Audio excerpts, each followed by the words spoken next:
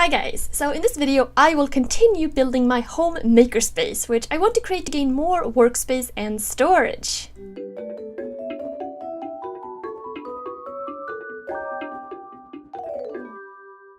In the previous video I went over starting to work on the maple counter, as well as sewing curtains and assembling the top cabinet frame. Now let's start back up again where I left off with the counter. So for this counter, I'm using rough sawn big leaf maple. So I've been working with these large chunks of wood, flattening them enough to cut down on the table saw. The goal here is to create many even larger pieces which I can glue together, kind of like creating one huge cutting board.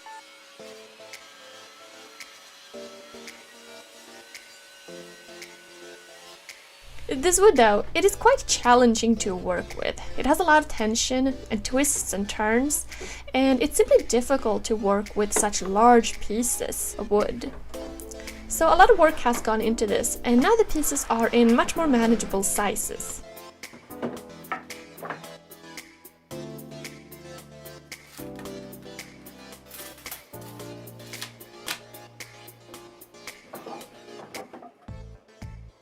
Once I had these longer pieces, I brought them into the shop and looked them over. Now, many had knots and defects at certain areas, so I either marked out where to cut them to get straight shorter pieces, or I planed them down where they were bowed.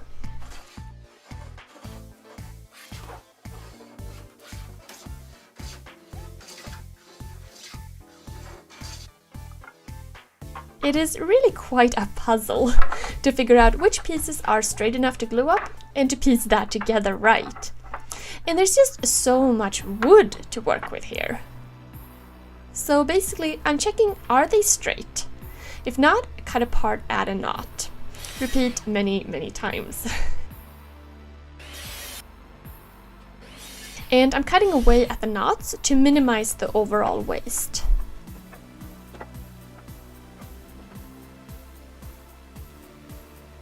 Then I use my DIY jointer once the pieces are smaller, and I run each piece through several times to get them flat and even.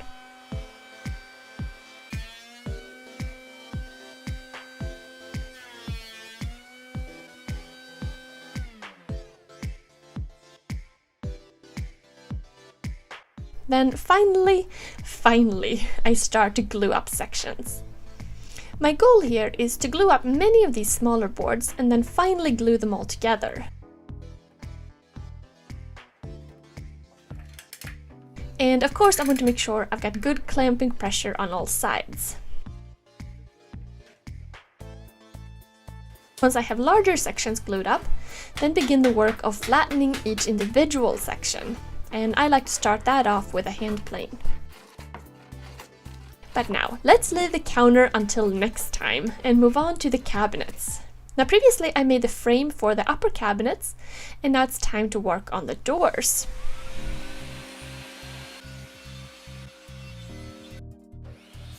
Using pre-primed plywood will save me at least one painting step later, which is great. And I'm cutting out the pieces for the frames of the doors. And here is kind of what they will look like. To connect these door frames together, I'm simply using pocket screws. And I'm doing this because it is quick and easy and holds together perfectly. And these little clamps here make it so much easier to line everything up right.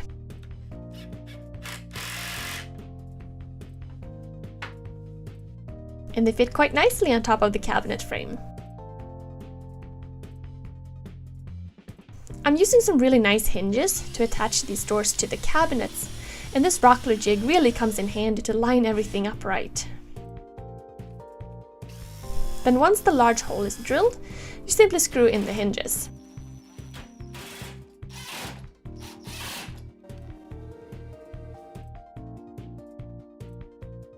To fill in the middle of the door, I decided to simply use a thin hardboard. And I really like this because it makes the doors really nice and light. And I simply staple these down onto the frame, and that worked perfectly. Next, I need to cut up some more plywood for the larger cabinets right below the smaller upper ones. And I'm cutting up larger pieces for the main frames, as well as narrow strips to create the door frames.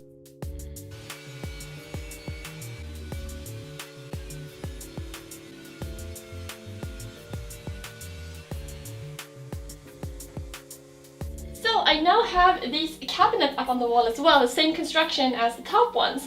And I'm debating about how I want this now. Remember, initially I put up these brackets to hold these top ones. And now it's creating this kind of gap here. And it kind of made me think about how I don't actually need to create it this way. I can secure these to the wall and then have this unit simply lean on these two.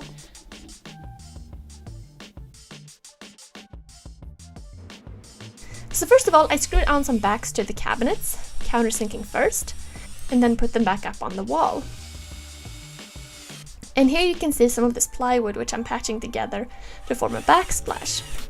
And once this is all spackled in, you won't see the seams at all.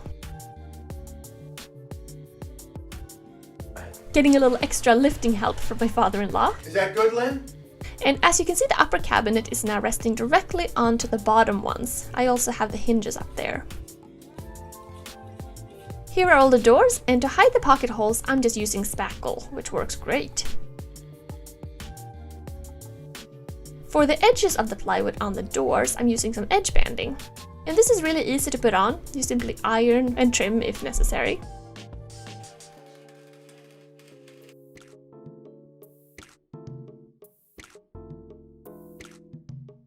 Now for the knobs, I am making my own.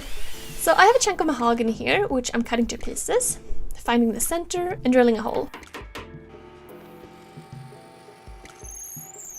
Then I have this mandrel on the lathe, so screwing it in and turning the piece around.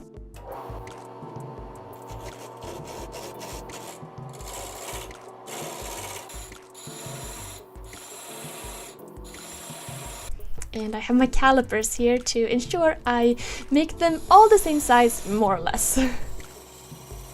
Rounding the corners a bit and then sanding smooth. And all in all, I need 6 for the top cabinets. And to connect this all, I have this neat knob turning kit, which is really easy to put together, and I love that it makes it very simple to make knobs out of any material.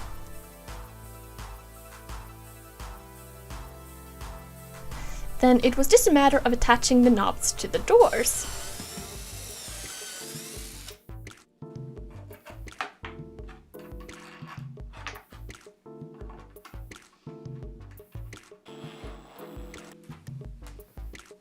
As well as clicking the door hardware in place. So that's where we are now. Don't forget to subscribe to follow along how this project turns out. And thank you guys so much for watching, and I'll see you soon. Bye!